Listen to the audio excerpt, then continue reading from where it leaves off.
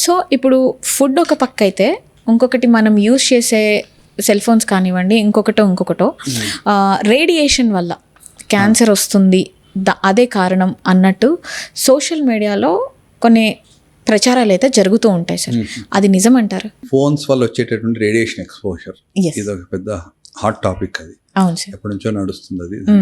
But 2000లో నాకు గుర్తున్నంత వరకు 1998 ఆ రేంజ్లో మనకు ఈ సెల్ ఫోన్స్ రావడమే జరిగింది. అవును సార్.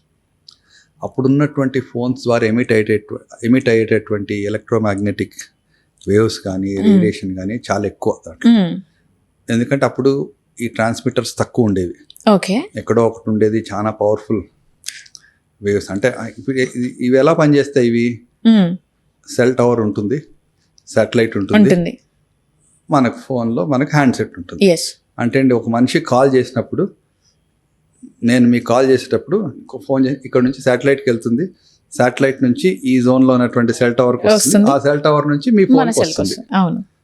ఇవన్నీ కూడా ఎలక్ట్రోమాగ్నెటిక్ వేవ్సే, అవన్నీ నార్మల్ కాదు. సో అప్పట్లో అవి చాలా హై ఇంటెన్సిటీ ఉండే, హై రేడియేషన్. ఇప్పుడున్న సెల్ ఫోన్స్లో ఆ రేడియేషన్ యొక్క ఎమిట్ చేసేది తక్కువ. ఓకే, ఇది కూడా ప్రమాదకరమే లాంగ్ టర్మ్లో. అంటే ఇప్పుడు మనం మొదలుపెట్టి ఇప్పుడు 20 years అవుతుంది. ఇప్పుడు ఎక్కువ యూసేజే లాస్ట్ 10 years గానే. నాకు తెలిసి నేను అనుకోవడము నెక్స్ట్ 15-20 years తర్వాత ఈ సెల్ ఫోన్ ద్వారా వచ్చేటటువంటి రేడియేషన్ ద్వారా వచ్చేటటువంటి రుగ్మతలు ఏవైతే ఉంటాయో అది బయటపడతాయి. ఎందుకంటే దాని ఎఫెక్ట్స్ కనపడాలి అంటే మనకు ఒక 10 to 20 years of minimum usage ఉండాలి. అది కూడా ఇంకా మనం ఎక్కువ రోజుకి 10 గంటలు 5 గంటలు మాట్లాడుతూ కూర్చుంటే వాళ్ళకి వచ్చే అవకాశాలు ఎక్కువ.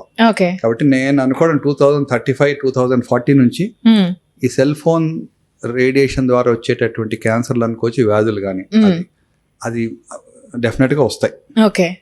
స్టడీస్ అంటూ ఏం లేవు ఇప్పుడు, బట్ నా యొక్క అంచనా. కాబట్టి అందరూ ఏంటంటే లిమిట్ చేసుకోవాలి, మాట్లాడాలి తప్పదు. సో మనం ఎంత అవసరమో అంత మాట్లాడాలి, ఎంత దూరం పెట్టుకొని మాట్లాడాలి అంత దూరం పెట్టుకొని మాట్లాడాలి. సాధ్యమైనంత వరకు వైడ్ ఫోన్స్ వాడుకోవాలి. వైర్లెస్ ఫోన్స్ వాడినా మళ్ళీ రేడియేషన్. ఈ ఫోన్ నుంచి మనం ఎయిర్ పాడ్స్ పెట్టుకుంటాము, ఇక్కడ నుంచి మళ్ళీ అంటే ఆ పెట్టుకున్నది ఎమిట్ చేస్తూనే ఉంటుంది కదా.